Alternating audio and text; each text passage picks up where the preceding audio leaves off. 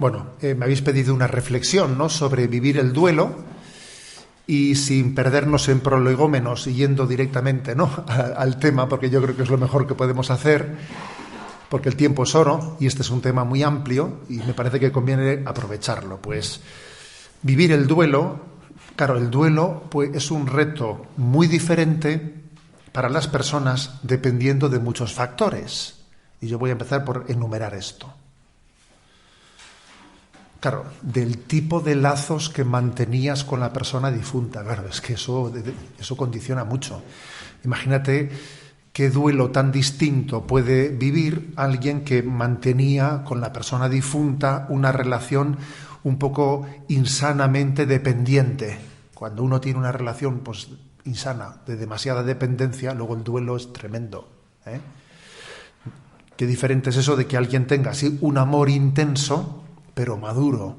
Si tú tienes un amor intenso, pero eres maduro, el duelo lo vives de otra manera, ¿no? Por supuesto, durante esta charla el factor fe va a aparecer de muchas maneras. El factor fe es determinante también para cómo se vive el duelo. Es que, por ejemplo, imagínate que Juan Pablo II, ¿no?, que termina diciendo las últimas palabras con las que se despidió fue: dejadme ir a la casa del Padre. Hombre, si alguien se muere diciendo déjame ir a la casa del Padre, tú le dices anda, venga, marcha. Pues obviamente no vas a pretender retenerlo, ¿no? O sea, vive su muerte respetando su deseo de ir a la casa del Padre. Pues tú verás, ¿no? Está también el tema del carácter y la sensibilidad. A ver, tenemos una sensibilidad muy distinta unos y otros, y dependiendo de las sensibilidades también el tema de la muerte se vive. O sea, la sensibilidad condiciona cómo se vive el tema de la muerte, ¿no? El hecho de que alguien quede solo o quede con una cierta compañía, eso también es un condicionante. No es lo mismo que vivo un duelo porque es que me he quedado además absolutamente solo y colgado en la vida. Eso, claro que es un... ¿En qué momento de tu vida acontece? También es otro condicionamiento, ¿no? No es lo mismo que te acontezca algo siendo un niño, siendo un adolescente, siendo una persona madura. A ver, el momento de la vida en la que te acontece la marcha de una persona querida también hace que el duelo tenga matices muy distintos. Bueno, en definitiva, que el duelo tiene muchos condicionantes y que obviamente pues, en esta reflexión que yo voy a hacer, pues voy a tener que hablar inevitablemente, ¿no?, de una manera global, aunque haga referencias a estos matices que he hecho aquí, pero obviamente hablo de una manera global, ¿no? Lo primero que se me ocurre afrontar, ¿no?, es que a la hora de hablar del duelo, cómo vivo el duelo, porque un ser querido mío se ha ido, yo comenzaría por hacerme la siguiente pregunta: ¿cómo afronto yo la realidad de la muerte? O sea, de mi propia muerte. Sí, digo de mí, digo de la de José Ignacio, ¿eh? Alguien decía con un poco de ironía: oye, ¿qué planes tienes para después de morirte? O sea, como para hacer caer en cuenta a la gente de que, oye, no sé si te has dado cuenta de que te vas a morir, ¿no? ¿Qué planes tienes, no? Porque es que parece que de eso no nos lo planteamos, ¿no? Hay una frase de Séneca muy luminosa que dice él: quien pasa por la vida sin pensar en la muerte vive como un sonámbulo. A ver, es que vivimos como unos sonámbulos, sin pensar en la muerte, claro. Y entonces, si tú mismo no piensas en tu muerte, claro, pues eso va a condicionar mucho en cómo vives el duelo de la muerte de un ser querido. Entonces, a mí me parece que es clave tener conciencia de la cercanía, o sea, de que la muerte es nuestro destino, pero no como algo teórico, sino como algo existencial. Con esto no estoy diciendo que uno tiene que estar todo el rato pensando que me muero, no, porque eso sería signo de una psicología tocadita, ¿eh? No, sería... Pero que uno tenga esa conciencia, de esa experiencia de decir, pues es verdad. Yo, por ejemplo, quien os habla, voy a cumplir a final de este año, pues 60 años, y es un momento para pensarse esto un poco, ¿no? A ver, 60 años, o sea, que llevo ya 15 de obispo, 60 años, quiere decir que lo que me falta de vida es mucho menos ya que lo que yo ya o sea, que es que obviamente ya estamos estamos en la fase final. Eso hay que tenerlo en cuenta. Claro, el que os habla, está en la fase final de su vida. Eso es verdad. Eso es verdad. Y nuestro padre, cuando llegaba a su cumpleaños, solía él coger el metro de nuestra madre, el metro de costura, de la caja de costura, y solía decir, ¿cuál es la edad media en España? No sé qué. Bueno, pues ya he cumplido esto, y te enseñaba los años que había cumplido con respecto a los que tal. Y claro, esa escenificación hecha delante de los hijos, pues hombre, a mí también me ayudó a caer en cuenta de que es verdad. Yo me voy a tener que despedir de la itá y de la ma, como decimos en nuestra tierra, ¿no? Del padre y de la madre. Bueno, y os voy a decir que desde que ha marchado nuestra madre, que ha sido hace pues casi 2 años, desde que marchó nuestra madre, pues tengo una conciencia mucho más viva. Entre otras cosas porque me acuerdo que el momento que la despedí estaba yo al lado suyo cuando falleció, estaba yo justo en la cama, el momento en que falleció, pues a mí lo que se me ocurrió decir es: Jesús, acógela. Y a ella le dije: hasta luego. Le dije hasta luego, porque creo que es la gran verdad, ¿no? La gran verdad de que a nuestros seres queridos, claro, es tan distinto decirle a alguien: ay, me separo de ti. A ver, le digo hasta luego. Vamos a decir las cosas, le digo hasta luego. Y además un hasta luego que no es que sea eterno, o sea, que es más próximo de lo que parece. Este tema es clave, porque yo creo que lo que decía Séneca es verdad. O sea, vivimos como sonámbulos, como si eso no fuese a existir. Y es más, aquí hay un montaje de una sociedad frívola, un montaje organizado para vivir de espaldas a esa realidad, para que nadie piense en eso.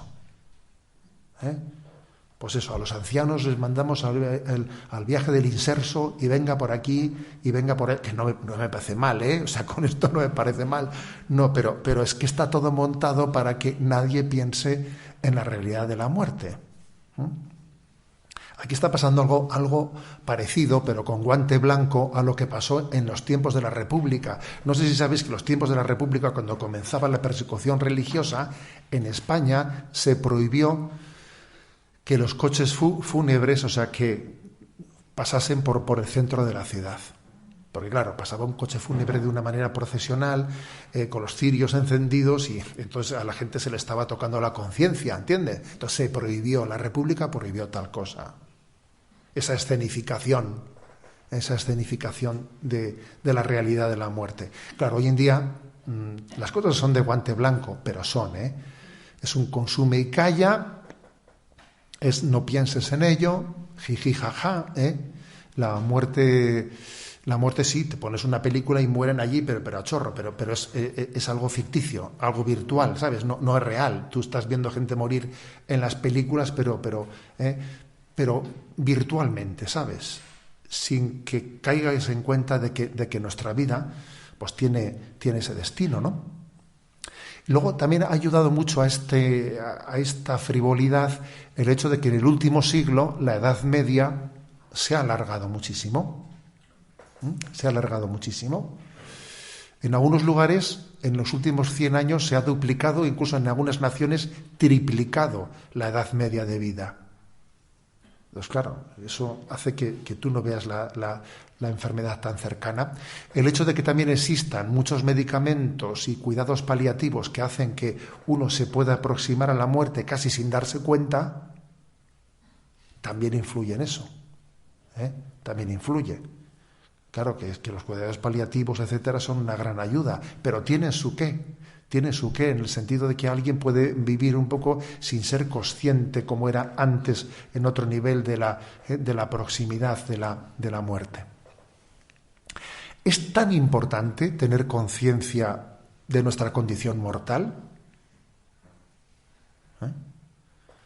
Somos eternos, pero no somos inmortales, El hombre está llamado a la vida eterna, pero es mortal. Esa es una diferenciación importante. Aquí nos hemos olvidado de la vida eterna y nos creemos inmortales. No, pues es justo al revés, ¿sabes? O sea, es justo al revés que lo que nuestra cultura propone. Aquí nos hemos olvidado de la vida eterna y nos creemos inmortales. Pues al revés, somos eternos, pero no inmortales. Entonces, tener eso claro es tan determinante. Muchas cosas, muchas dudas, muchos líos mentales se solucionan siendo consciente de que me muero, de que mi vida es transitoria. Pensando en eso se solucionan muchas cosas. Mira, tienes un lío familiar. Entonces te preguntas, oye, ¿y si mañana fuese a morirme yo? ¿Cómo actuaría hoy? Pues mira, ya con eso ya tienes una ayuda muy grande para discernir en la vida. Pues porque uno en el fondo tiene que actuar pues pensando que podemos marchar en cualquier momento. Y eso te aclara mucho las dudas. Te aclara mucho las dudas. No sé qué hacer con esto. ¿Y si hoy fuese mi último día, qué? Pues esto me ayuda mucho. Mira, tira para aquí. Las cosas hay que hacerlas como si las estuviese haciendo vive como si fuese hoy tu primer día, como si fuese el último día, como si fuese el único día, ¿sabes? Y no te engañes a ti mismo. Esta inconsciencia de vivir no frívolamente, como si sonámbulo, como decía Séneca, sonámbulo, provoca pues en reacciones muy diferentes ante la muerte. A veces se quiere ignorar y a veces uno se rompe ante la muerte, puede ser un choque durísimo, de repente abrir los ojos ante esa realidad, porque la vida se ha planteado como un engaño. Y a veces le seguimos el juego al engaño y sabemos que es una mentira, pero le seguimos el juego a la mentira. Obviamente hay que vivir en verdad y hay que salir del engaño. A mí siempre me llamó la atención que las famosas coplas por la muerte de su padre, ¿os acordáis de Jorge Manrique? Esas famosas coplas. Es curioso que con motivo de la muerte del padre, Jorge Manrique en esas coplas llama a caer en cuenta de una verdad, que la sabemos en teoría, pero es que nos olvidamos de ella, ¿no? Recuerde el alma dormida, fíjate, dice dormida, sonámbulo, recuerde el alma dormida, avive el seso y despierte, contemplando cómo se pasa la vida, cómo se viene la muerte, tan callando, cuán presto se va el placer, como después de acordado da dolor, como a nuestro parecer cualquier tiempo pasado fue mejor. Son coplas que de jovencitos las escuchamos, ¿no? Nuestras vidas son los ríos que van a parar al mar, que es el morir. Allí van los señoríos, derechos a se acabar y consumir. Allí los ríos caudalosos, allí los otros medianos y más chicos, y llegados son iguales los que viven por sus manos y los ricos. Bueno, coplas por la muerte de su padre parece que es una llamada a despertar del letargo. Vive en verdad, ¿no? Esta vida es breve. Dice Santa Teresa de Jesús, es una mala noche, una mala posada. A ver, la vida es breve, ¿no? ¿Es normal tener cierto miedo a la muerte? Sí, es normal, porque tenemos un instinto de supervivencia y en ese instinto de supervivencia tener una cierta miedo a lo desconocido, etcétera, es normal, no hay que asustarse de eso. Ahí también depende mucho de las sensibilidades a las que me he referido antes. La persona que es muy sensible, aquel que es pues todoterreno, me explico, que es de los que no se come mucho la cabeza, pues posiblemente tenga menos, ese miedo natural no lo sienta. Aquí la sensibilidad puede hacer que alguien le tenga más miedo, más respeto. Tener un cierto miedo a la muerte supone no tener fe. Pues no, yo no diría eso. No diría eso. No hay que confundir la fe con la sensibilidad. Pero obviamente aquí lo importante no es sentir miedo, no sentir miedo, ¿no? Sino carecer de fe. Carecer de fe para afrontar ese momento. Por eso vamos a hablar de la vivencia, desde la vivencia de la fe, ¿no? de lo que es la muerte y cómo vivir el duelo, que es el título de esta reflexión, vivir el duelo. Bueno, sabemos que Dios nos ha dado un deseo de felicidad.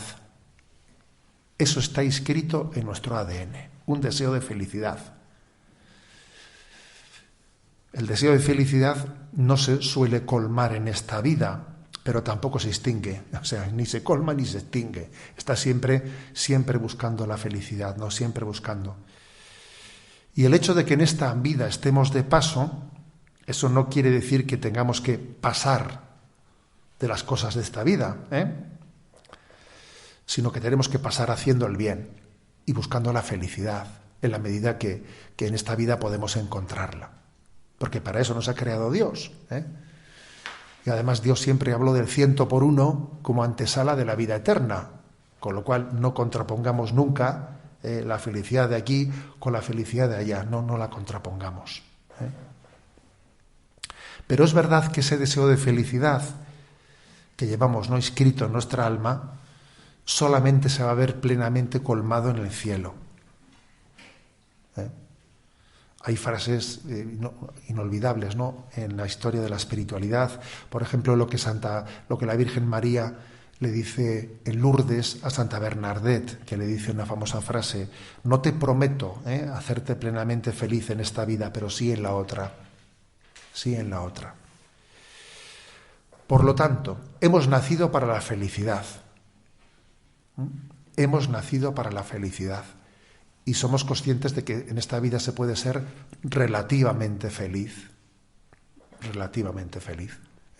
Dependiendo de muchas cosas, pero que la felicidad definitiva solamente la podemos tener viviendo en Dios, viviendo en la vida eterna. Con lo cual, la gran petición, quisiera poner toda la fuerza en esto, la gran petición que tenemos que dirigirle a Dios en esta vida es que toda la familia nos reunamos en el cielo. Yo recuerdo que de niño recibí eso de mis padres, que la familia reza unida y que cuando rezábamos, pues nuestro padre cogía y decía: para que toda la familia nos juntemos en el cielo. Padre nuestro que estás en el cielo. Hombre, Jehová, pues tú verle a tu padre, ¿no?, hacer esa afirmación potente, ¿no?, de que, a ver, yo aquí, Dios me ha dado el don de ser padre, pero no solo para salvarme yo, sino para que la familia entera, ¿no?, sea llevada a ese mismo destino, a esa unidad de destino que tiene una familia. La familia no es un conjunto de individuos, sino que la familia tiene una vocación, tiene una unidad de destino, ¿no? Entonces, para que toda la familia nos juntemos en el cielo. Era potente aquel Padre Nuestro. Y obviamente se te quedaba grabado diciendo: a ver, esta es la meta de nuestra vida. Esta es la meta. Mi meta es la eternidad. Es tan diferente, ¿no?, percibir la muerte. Dice, en el Evangelio hay imágenes diversas sobre la muerte. Una de ellas es la del ladrón. Si supiera el dueño de la casa a qué hora viene el ladrón por la noche. Pero claro, es tan distinto ver la muerte como un ladrón a verla como el esposo o la esposa, como aquellas vírgenes encendidas que estaban con las lámparas encendidas esperando la llegada del esposo para que apenas entraba y se cerraban las puertas entrasen con él. Hombre, es tan distinto percibir la muerte como un ladrón o como tu desposorio último. Vale, menuda diferencia, ¿no? Menuda diferencia de imagen. Y es verdad que lo del ladrón se entiende porque como tenemos un instinto de supervivencia, nos agarramos a la vida de una manera que parece que la muerte te roba algo. Pero la fe nos hace entender que ese robarte algo es para darte el pleno desposorio de tu vida, el desposorio al que estamos llamados, que es el desposorio con Dios. Hay un cuadro potente que yo he comentado así con frecuencia en Radio María que me impactó mucho cuando lo vi. Estaba en el Museo de San Pedro de Alcántara, un cuadro que se titula Las tres esposas. Tiene un tamaño muy grande y es como un tríptico que tiene. Entonces en el primero se ve una chica joven ataviándose para el día de la boda, y allí le están vistiendo a ella y le están hay unas cuantas allí pues doncellas vestiéndola de novia, ¿no? En la siguiente escena se ve a Santa Teresa de Jesús, Santa Teresa en el momento del matrimonio, o sea, que es la vida religiosa, ¿no? Que es la vida religiosa, que es el matrimonio místico, la esponsalidad con Cristo, en la vida religiosa, ¿no?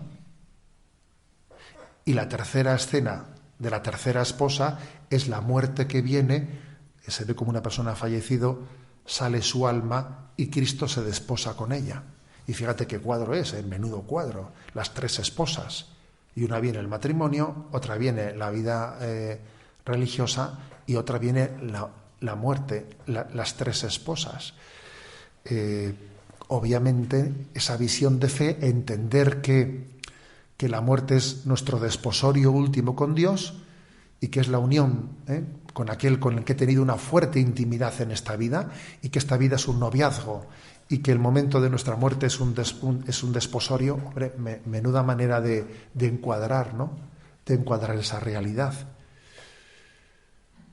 Que eso no quita que tengas un duelo y un sufrimiento en el momento de la muerte de un ser querido. Claro, es verdad, pero ciertamente lo encuadra mucho, ¿no? Lo encuadra muchísimo. Es muy importante nuestro conocimiento sobre el más allá, sobre la vida tras la muerte. Es muy importante. Eso que se dice, ¿no?, en la teología católica de los novísimos. Los novísimos era el nombre que se les daba al hablar de cielo, infierno y purgatorio, de lo cual hoy en día hablamos muy poco. Tenemos que reconocer que hablamos muy poco. Incluso creo que en la predicación de la vida de la Iglesia tenemos una carencia grande. Pues porque, bueno, pues que es mucho más fácil hablar de unos temas así morales, más horizontales, ¿no? Pero es una gran carencia esa predicación. En la encíclica Spe Salvi, Benedicto XVI hizo una afirmación que bien es verdad que él dice que lo dice a título personal, como opinión personal, que por lo tanto no lo dice como un magisterio de la Iglesia. Pero es verdad que lo dice el Papa, ¿no? Entonces, obviamente lo dice en una encíclica, pero es verdad que él dice, esto es una opinión personal. Él dice en Spe Salvi que, a su juicio, a su parecer, cuál será el destino mayoritario de los hombres después de la muerte.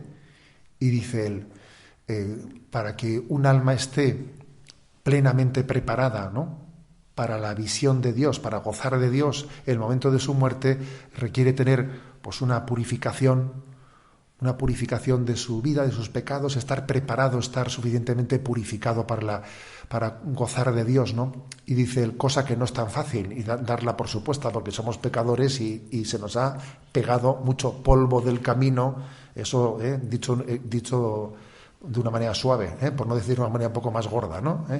Porque obviamente en esta vida nos contaminamos mucho, ¿no? Dice, para recibir la condenación eterna, para que alguien se aparte eternamente de Dios, se requiere un grado de rechazo explícito, de maldad y de rechazo explícito del amor de Dios, que no es tan fácil suponer que exista esa maldad en una parte mayoritaria de las personas que mueren, ¿no? Entonces dice él que él piensa, que opina, que un destino mayoritario después de esta vida será el del estado de purificación, de purificación en mayor o menor medida. En la medida en que necesitamos purificarnos, Dios tiene la inmensa misericordia. El purgatorio es todavía una expresión más de la misericordia de Dios, que más allá de la muerte te pone la posibilidad, ¿no?, de completar una purificación que tú no has sido suficientemente responsable de llevar adelante a cabo en esta vida, ¿no? Entonces, es curioso, pero Benedicto XVI dice, esto es una opinión mía, de que no es tan fácil estar preparado, ¿no? Pues para contemplar a Dios sin más, ¿no? Estar preparado para la vida eterna, ni también la maldad absoluta del rechazo de Dios, pues hombre, quiera Dios que no sea el estado de la mayoría, ¿no? Y dice, y entonces ¿esto qué supone? Pues que tiene que existir, que tenemos que darle importancia a la comunión de los santos y a la comunión, a nuestra relación con los seres difuntos, con los seres queridos difuntos. A ver, que es que a veces no, el duelo a veces deberíamos de encauzarlo. Alguien está sufriendo porque un ser querido ha marchado. A ver, ese dolor que tienes, encáuzalo. Lo que tienes que hacer es, pues en la suposición de que él necesite una purificación, ¿no? Para poder llegar a ver el rostro de Dios, ten con él esa relación. Y dice Benedicto XVI en Spe Salvi, se puede dar a las almas de los difuntos consuelo y alivio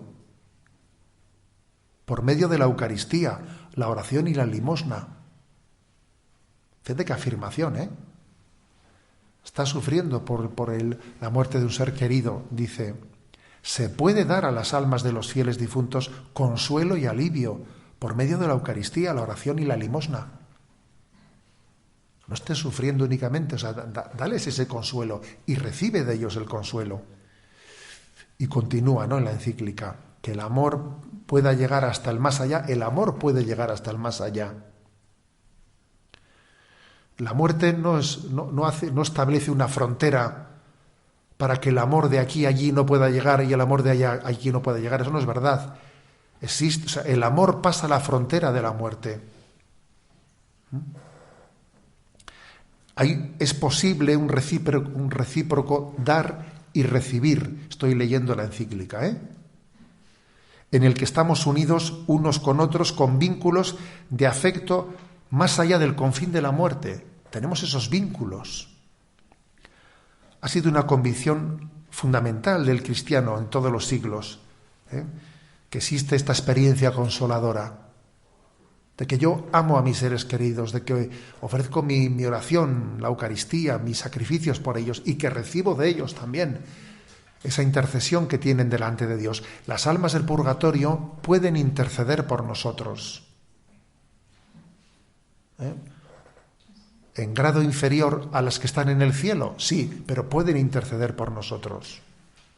Igual, y además, cuando las almas del purgatorio, ¿no?, han recibido el gran consuelo de tener parte de su purificación, ¿no?, pues por nuestra oración, etcétera, no digamos nada, pues cuando se ofrecen una indulgencia parcial o plenaria por ellas, obviamente ellas se sienten en deuda hacia nosotros porque hayamos tenido esa gran misericordia hacia ellos, de que en el misterio de la comunión de los santos hemos rezado por ellos y se vuelcan en nosotros, en orar por nosotros, en interceder por nosotros delante de Dios. Me parece potentísimo, ¿no?, esto que dice Benedicto XVI en Spe Salvi. El amor puede llegar más allá, llega más allá de la muerte y también llega en sentido inverso. Bueno, esto creo que es clave. Creo que es clave, porque es que a veces no sufrimos, pero es que no sabes qué hacer. Es que necesitas que ese dolor que tienes por la ausencia de un ser querido no te impida, porque a veces las lágrimas impiden ver el sol. A ver, hombre, cuidado con que las lágrimas te impidan ver el sol.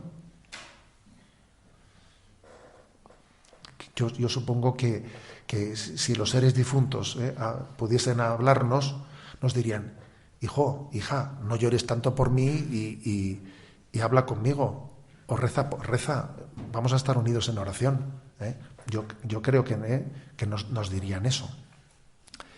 Por eso creo que es importante, ¿no?, darnos cuenta de que a veces, pues esos vínculos que hemos tenido un tanto, digamos, dependientes, un tanto insanos, unidos a nuestra falta de conciencia de que la vida es pasajera, pues han generado pues un momento, una crisis en nosotros que tiene que ser reconducida.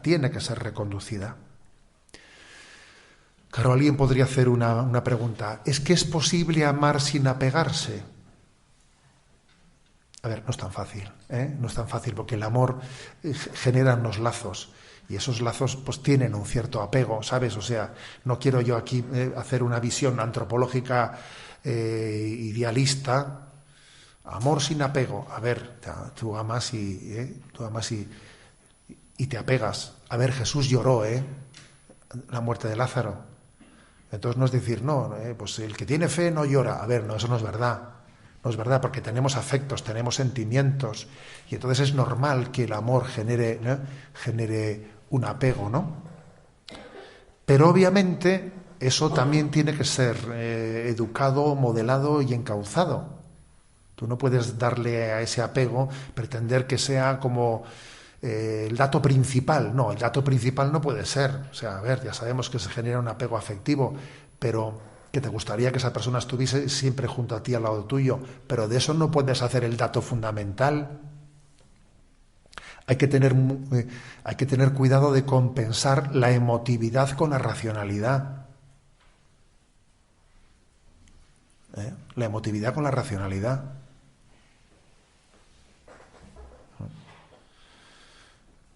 Entonces, es importante educarnos en no dejarnos llevar por los golpes emocionales, ¿no? Y obviamente, ¿no?, cuando uno ya ha tenido unas relaciones demasiado dependientes, y ya, claro, eso ya es inevitable, porque ya soy a toro pasado, pues eso ya es inevitable, que he tenido unas relaciones demasiado dependientes, y entonces tengo un duelo pues un poco dramático. ¿Qué hace en ese caso? Pues mira, por lo menos reconocerlo, descubrirlo, percatarse de ello, identificarlo y ofrecerlo. Porque por lo menos, ¿sabes?, ser consciente del origen de un problema, no voy a decir que lo elimine, pero sí que lo redimensiona. Oye, pues mira, pues estoy sufriendo, me sangra el corazón, porque también igual he vivido, ¿no?, pues una relación muy dependiente, pero mira, Señor, lo reconozco, lo identifico, te lo ofrezco por él, el sufrimiento de mi corazón, lo ofrezco y tiro adelante caminando, no me quedo atrapado, ¿no? No me quedo atrapado. Pero está claro, ¿no?, que la clave es el diálogo, o sea, la relación de madurez. La relación de madurez con los seres queridos te permite luego vivir el duelo de otra manera. Hay una página de la espiritualidad maravillosa, preciosa, que solemos leer en el oficio de lectura el día de Santa Mónica, que igual os suena, que es en ese diálogo en el que San Agustín cuenta en el libro de las Confesiones cómo fue el momento de la despedida con su madre, ¿no? Lo voy a leer porque es impresionante. Dice, cuando ya se acercaba el día de su muerte, este es el libro de las Confesiones de San Agustín, hablando de la muerte de Mónica. Cuando ya se acercaba el día de su muerte, día por ti conocido y que nosotros ignorábamos, se lo dice a Dios, sucedió por tus ocultos designios, como lo creo firmemente, que nos encontrábamos ella y yo solos, apoyados en una ventana que daba al jardín interior de la casa donde nos hospedábamos, allí en Ostia Tiberina, donde apartados de la multitud nos rehacíamos de la fatiga del largo viaje, próximos a embarcarnos. Hablábamos pues los dos solos, muy dulcemente, y olvidando lo que queda atrás y lanzándonos hacia lo que veíamos por delante, nos preguntábamos, ante la verdad presente que eres tú, Dios mío, ¿cómo sería la vida eterna de los santos? Aquella que ni el ojo vio, ni el oído oyó, ni el hombre puede pensar. La madre y el hijo hablaban de cómo sería el después de la muerte. Y abríamos la boca de nuestro corazón, ávidos de las corrientes de tu fuente, la fuente de vida que hay en ti. Tales cosas decía yo, aunque no de este modo ni con estas mismas palabras. Sin embargo, tú sabes, Señor, que cuando hablábamos aquel día de estas cosas, ella dijo, hijo, por lo que a mí respecta, o sea, Mónica le dice a Agustín, hijo, por lo que a mí respecta, ya nada me deleita en esta vida. ¿Qué es lo que hago aquí? ¿Y por qué estoy aún aquí? Lo ignoro. Pues no espero ya nada de este mundo. Una sola cosa me hacía desear que mi vida se prolongara por un tiempo, el deseo de verte cristiano católico antes de morir. Dios me lo ha concedido con creces, ya que te veo convertido en uno de sus siervos, habiendo renunciado a la felicidad terrena. ¿Qué hago yo en este mundo? No recuerdo muy bien lo que le respondí, pero al cabo de 5 días o poco más cayó en coma con fiebre, y estando así enferma un día sufrió un colapso y perdió el sentido por un tiempo. Nosotros acudimos corriendo, mas pronto recobró el conocimiento, nos miró a mí y a mi hermano allí presentes y nos dijo en tono de interrogación: ¿dónde estaba? Después, viendo que estábamos aturdidos por la tristeza, nos dijo: enterrad aquí a vuestra madre. Yo callaba y contenía mis lágrimas. Mi hermano dijo algo referente a que él hubiera deseado que fuera enterrada su madre en su patria y no en un país lejano. Ella lo oyó y con cara angustiada lo reprendió con la mirada por pensar así, y mirándome a mí dijo: mira lo que dice. Luego, dirigiéndose a ambos, dijo: sepultad este cuerpo en cualquier lugar. Esto no os ha de preocupar en absoluto. Lo único que os pido es que os acordéis de mí ante el altar del Señor, en cualquier lugar donde estéis. Habiendo manifestado con las palabras que pudo este pensamiento suyo, guardó silencio e iba luchando con la enfermedad que se agravaba.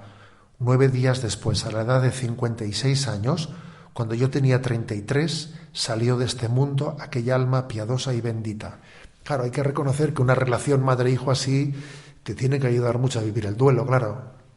Claro. Que una madre te diga: a ver, déjate de tonterías, me enterráis aquí donde sea y lo que tienes que hacer es acordarte de mí delante del altar, cuando celebres la Eucaristía y ofrezcas el sacrificio de Jesús por su eterno descanso. Claro, que una madre te diga eso te pone las pilas, ¿no? Pero obviamente es lo lógico, es la lógica de la fe. Es la lógica de la fe, ¿no? Con lo cual, aunque tengamos un apego, también Agustín tendría un apego. También él relata esto y se le nota con una emoción el relato que hace. Pero no podemos dejar que el sufrimiento de la emotividad sea el que tenga, ¿no? La última palabra. La última palabra la tiene la fe. Dice la carta a los Romanos: el justo vivirá de la fe. No dice el justo vivirá de sus emociones. El justo vivirá de sus sentimientos, ¿no? El justo vivirá de la fe. Y es la fe, ¿no?, la que estamos llamados a ser la lámpara que oriente nuestra vida. Entonces, claro, ¿existe el sufrimiento ante la muerte? Claro que existe. Y es muy importante ver, y doy un paso más, ¿qué sentido dará el sufrimiento? Porque lo peor no es sufrir, sino sufrir sin sentido. Eso es lo peor que te puede ocurrir. Y yo entiendo que hay muchas personas que el sufrimiento más grande que pueden tener en esta vida es el momento en que sus personas queridas marchan. He visto muchas, he acompañado en la vida sacerdotal a personas cuyo, sin duda alguna, que ellas han vivido el fallecimiento de personas queridas de una manera dramática, especialmente en algunas circunstancias, ¿sabéis? Porque hay circunstancias más duras que otras a la hora de morir, ¿no? Por ejemplo, no es lo mismo enterrar a tu madre que una madre entierra a su hijo. Porque quizás cuando una madre entierra a su hijo, ¿sabes?, en su psicología había pensado las cosas en un orden distinto, ¿no? Parece algo antinatural que la madre entierre al hijo en vez de que el hijo a la madre, ¿sabes? Entonces es normal, ¿no?, que haya circunstancias muy duras, o por ejemplo que tu ser querido haya sido asesinado. Claro, es que se da una circunstancia durísima, durísima en ese asesinato, ¿no?, en asumir ese dolor. Hay circunstancias que hacen que el dolor de la muerte sea muy fuerte, muy fuerte. Y obviamente ese sufrimiento está ahí. ¿Qué hacemos con él? ¿Cómo lo encauzamos? ¿Cómo lo encauzamos, ¿no? Y la verdad es que la única forma de encauzar ese sufrimiento pues es el que Cristo nos muestra, el de la cruz, el de unirlo a la cruz de Jesucristo. Os voy a leer un pasaje, un párrafo de una novela de Dostoyevsky, yo que cuando lo leí este párrafo me impactó. Me impactó porque tiene una fuerza impresionante, ¿no? Y está dirigido a las madres, ¿no? Que pierden, ¿no? Que pierden a sus hijos pequeños. Y dice, fijaros este pasaje, ¿eh? También lloró así Raquel a sus hijos y no pudo consolarse de su ausencia, y ese mismo destino os está reservado a muchas madres. No te consueles y llora. Pero cada vez que llores, recuerda que tu hijito es un ángel de Dios que te mira desde allá arriba, ve tus lágrimas, se alegra y se las muestra al Señor. Durante mucho tiempo llorarás aún, pero luego tu llanto se volverá dulce y alegre, y tus lágrimas amargas serán lágrimas de purificación que borrarán tus pecados. Bueno, fíjate tú. Dostoyevsky, ¿sabes? Cuenta, fíjate cómo habla, ¿no? Un literato en su novela, ¿no? Diciendo, mira, ¿qué vas a hacer? Llora, o sea, no disimules tu dolor, ¿no? Saca fuera el dolor que tienes, pero tú piensas que ese hijo tuyo es un ángel que está ante Dios, que recoge esas lágrimas, que las presenta a Dios y que está purificando, ¿no? Tu vida y tu alma y tus pecados para que cuando te mueres te juntes con Él. Es que, claro, tener ese don de la fe para encauzar, ¿no? Para encauzar el sufrimiento es un tema clave, como os podéis imaginar, ¿no? Por eso, claro, la gran respuesta es la cruz de Jesucristo, ¿eh? La gran respuesta es el mismo Jesucristo. Él es la respuesta, ¿no? Es la palabra que el Padre nos da, porque Él ha venido, ¿no? Pues a establecer ese puente entre la eternidad y esta vida temporal. Creo que cuando uno dice, ¿qué hago con el dolor? ¿Qué hago con el sufrimiento? ¿No? ¿Sabéis lo que os digo? Que yo creo que una cosa que hay que hacer es ejercer ¿Quieres que te consuelen a ti? Ejerce tú el ministerio de la consolación con los que están viviendo el duelo. ¿Quieres aprender a llevar el duelo por la ausencia de un ser querido? Olvídate un poco de ti mismo y acércate a aliviar el duelo de los que están sufriendo por la ausencia de sus seres queridos, ¿no? O sea, sé tu alivio, sé tu consuelo de los que sufren. Os voy a contar una cosa que me ha pasado este verano que me dejó pasmado, ¿eh? Conocí, ¿no?, a una familia en la que también aconteció, ¿no? Pues igual en este caso algunos lo conoceréis, porque claro, es un caso muy público, ¿no? Pues una familia de Madrid que, pues no sé si fue uno de estos países de los Emiratos Árabes, pues tuvieron, pues estaban allí la familia y junto al hotel había un sitio en el que habían dejado los niños, hubo un incendio y 3 de sus niños pequeños murieron allí quemados, ¿sabes? Claro, tenían 4 niños y de los 4, 3 murieron quemados en el incendio. Madre mía. Claro que es eso tremendo, ¿eh? Luego, posteriormente, esta familia ha tenido 3 hijos más, ¿eh? Pero aquí, en aquel momento, de los 4 hijos, 3 murieron, eran pequeñitos en el incendio. Y cuando llegaron, vieron que... Entonces, este hombre, esta familia, claro, pues vivieron ese duelo y tuvieron el don de la consolación de la fe. Tuvieron la consolación de entender que esos niños les esperaban en el cielo, que eran como la punta de lanza de la familia, o sea, recibieron esa consolación, ¿no? Y me los encontré este verano, ¿no? Ahí en San Sebastián, que estaban unos días de verano. Entonces, bueno, cuando nos fuimos a despedir, aquel padre me cogió aparte, ¿sabes? Y me dio su tarjeta y me dijo, mire, usted como obispo se puede encontrar con muchos casos muy dramáticos que a veces pues pueden ocurrir, pues de la muerte de unos hijos, etcétera y tal. Y dije, mire, yo quiero decirle que yo siento la vocación a consolar a quien viva ese momento como a mí me consolaron. Y puede usted llamarme, que yo no tengo problema en dejar el trabajo, en ir, yo estaría encantado de que si ocurriese algún caso de estos, si usted cree que alguien podría ser consolado por la experiencia de que, pues claro, es muy distinto, ¿sabes? Es muy distinto intentar consolar a una persona que ha perdido a un niño, pues sin haber pasado por esa experiencia, que diciendo, ha perdido 3 niños en un incendio. Es que claro, te está hablando alguien que de alguna manera, no sé, le escuchas con un respeto diferente, ¿no?, al que te predica desde la teoría. Y me dejó esa tarjeta, fíjate. Me dejó esa tarjeta. Y también os voy a decir que conocí a otra persona que también había perdido, ¿no?, pues a su hija, también en otro de estos accidentes que fue bastante conocido en Madrid, que si subían en un ascensor y se abrió el suelo y se cayó y tal. Tú fíjate, ¿no? Tú fíjate qué dramón, ¿no?, vivir ese momento, ¿no?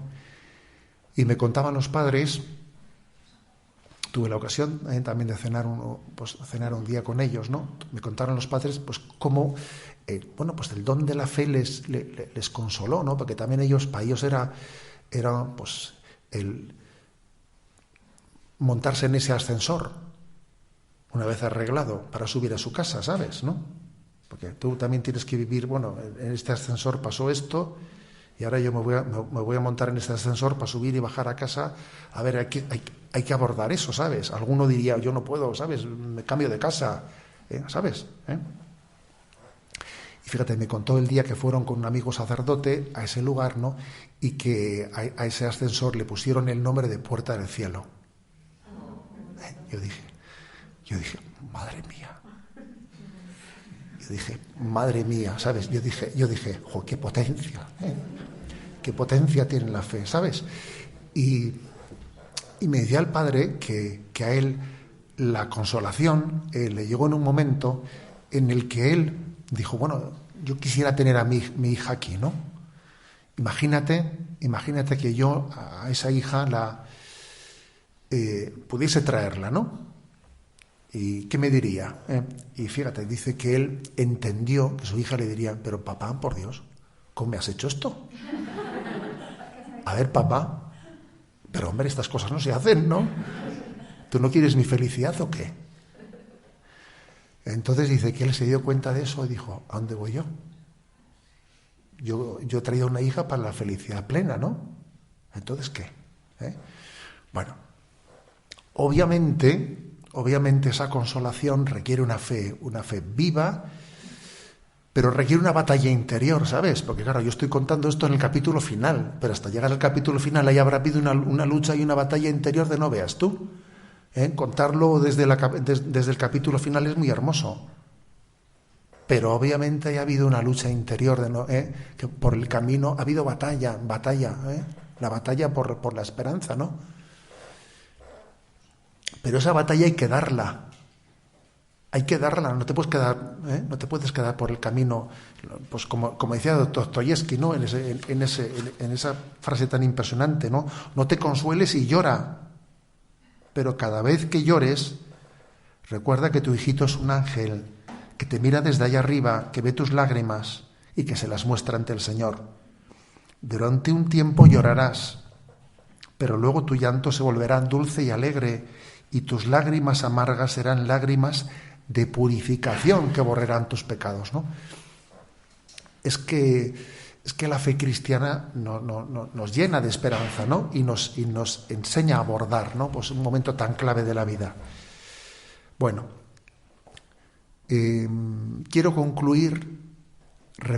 Estamos en el año de San José, y San José es el patrono de la buena muerte, que hablamos poco de eso. San José es el patrono de la buena muerte. Cuando uno va a Nazaret y ve allí en la iglesia de San José una vidriera que está en la cripta, a ver si os refresco esta memoria de los que habéis sido peregrinos a Tierra Santa, hay una vidriera allí en la que está José a punto de morir, sostenido por Jesús y por la Virgen María. ¿Por qué José es patrono de la buena muerte? Pues porque muere con Jesús y con María. Pues porque porque eso es la buena muerte, morir con Jesús y con María, ¿no?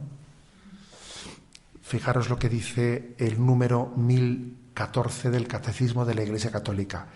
La Iglesia nos anima a prepararnos para la hora de nuestra muerte. De la muerte repentina e imprevista, líbranos, Señor. Letanía de los santos. Nos anima a pedir a la Madre de Dios que interceda por nosotros en la hora de nuestra muerte. Ruega por nosotros ahora y en la hora de nuestra muerte. Pues fíjate cuántas millones de veces hemos dicho en nuestra vida, ¿no? Que Dios, que especialmente en la hora de nuestra muerte María esté allí, ¿no? Y a confiarnos a San José, patrono de la buena muerte. Es curioso porque dice aquí que es una buena muerte. ¿Qué se entiende por buena muerte hoy en día en la cultura secularizada? ¿Qué buena muerte ha tenido? Se ha muerto y no se ha enterado de nada. Ni se ha dado cuenta que se moría. ¿A qué esa frase le hemos oído? Claro que le hemos oído. No se ha enterado de nada. Y la gente te dice, no se le podría... ¿cómo se suele decir eso? Pues aplicar, pues para que en este momento, para que se quede dormido y no se dé cuenta de que se va a morir. Sedar, eso es. No se le podría sedar para que no se dé cuenta que se va a morir. Hombre, sedar será si tiene unos dolores que no puede sobrellevarlos con... Entonces hay un motivo para sedar, pero sedar para que no se dé cuenta de que va a morir. ¿Pero qué es esto? Estamos ocultando la realidad. Hoy en día se seda sin la razón de tener que aplacar un sufrimiento, sino muchas veces para que no piense, para que no se dé cuenta que va a morir. Pero hombre, si a uno le toca morir de una muerte repentina, Dios te asistirá, porque es que puede ocurrir perfectamente, ¿no? Pero hacer de eso tu ideal, a ver, hombre, tú procura vivir las cosas con consciencia, preparándote a ellas, ¿no? Preparándote a ellas. No hace poco me dijo una persona, me vino a visitar y me dijo, bueno, me han dado un diagnóstico de un plazo de vida corto, con un cáncer que es muy agresivo, ¿no? Y me decía, Dios me ha dado la gracia de prepararme, de tener un tiempo. No olvidaré que yo, siendo un cura jovencito en Zumárraga, me vino un doctor muy conocido que era oncólogo y me dijo, me enseñó una placa de un pulmón y entonces me dice, ¿ve usted esto y tal? ¿Qué ve? Y yo entiendo poco. Pues mire, pues la persona que tiene esto, pues tiene este cáncer, esto y tiene un diagnóstico de previsión de vida muy corto, de 4 o 5 meses. Y me dije, y esta placa es mía. Me dijo, ¿me ayudaría usted en estos meses a prepararme? Joder. Pues tú verás, ¿sabes? Eso yo era un cura jovencito, no sé qué años tendría yo, tendría 25, 26 años, ¿no? Cuando él me hizo esa visita. Pero obviamente, ese testimonio de fe de esa persona a mí me marcó a esa preparación, ¿no? De la buena muerte. No sabemos, ¿no?, cuál será la forma, la circunstancia. Puede ser de manera repentina, con una preparación previa, pero lo importante, como en el tema, como en otros muchos temas, no es la preparación del último momentito, ¿sabes? Lo importante es la preparación que uno tiene, pues... Esto es como lo de la boda, se dice, ¿qué es más importante, el cursillo prematrimonial ese de última hora o haber tenido una preparación durante toda tu vida sobre... Claro, pues es lo importante, el cursillito de última hora, en fin, a ver, claro que ayudará, pero prepararnos, ¿no?, para esa buena muerte. El Catecismo pone una cita del libro de la imitación de Cristo, impresionante. Dice, habrías de ordenarte en toda cosa como si luego hubieses de morir. Dice, a ver, tú haz las cosas sabiendo que te tienes que morir, ¿no? Si tuvieses buena conciencia, no temerías mucho la muerte. Mejor sería huir de los pecados que de la muerte.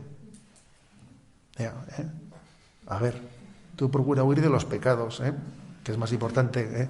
Como cuando dice uno, es que me da mucha vergüenza confesarme, y no te da vergüenza para hacer los pecados, hombre, que te dé vergüenza para confesarte y que no te dé vergüenza hacer los pecados, hombre, a ver, es que nos viene una vergüenza de destiempo, ¿no? Pues aquí pasa, estoy huyendo huye de los pecados más que de la muerte, dice, ¿no? Si no estás aparejado hoy, lo vas a estar mañana, diciendo, mira, no estés pensando mañana me preparé, prepárate hoy, ¿sabes? Porque nadie sabe ni el día ni la hora. Y San Francisco de Asís, que también el catecismo lo refiere, en su famoso Cántico de las Criaturas, dice, y por la hermana muerte, fíjate, hermana muerte, y por la hermana muerte loado mi Señor. Ningún viviente escapa de su persecución. Ahí sí en pecado grave sorprende al pecador. Dichosos los que cumplen la voluntad de Dios, ¿no? Ojalá, ¿no? Dios nos conceda la gracia, ¿no? De poder llamar hermana muerte, a la muerte, pues en la esperanza de la fe cristiana.